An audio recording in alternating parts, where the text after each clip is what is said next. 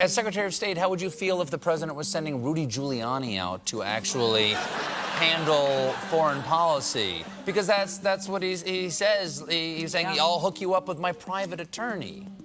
Yeah, that would be a big problem.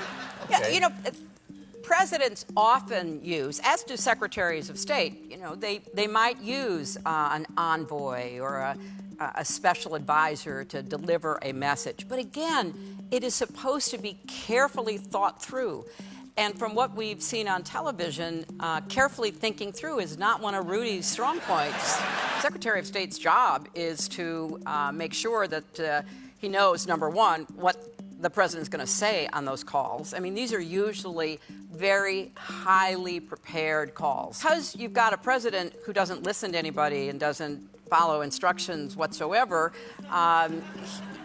I'm not sure they've even given up on trying to give him any sorts of preparation because they don't know what he's going to say. The evidence concerning Ukraine is so dramatic and irrefutable because it came right out of the White House.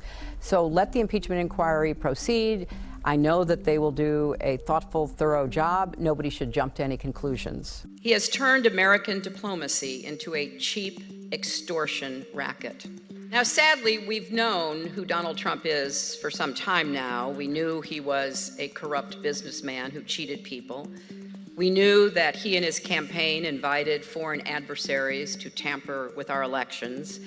And now we know that in the course of his duties as president, he's endangered us all by putting his personal and political interests ahead of the interests of the American people. The President of the United States is lying to Americans to delegitimize the democratic process.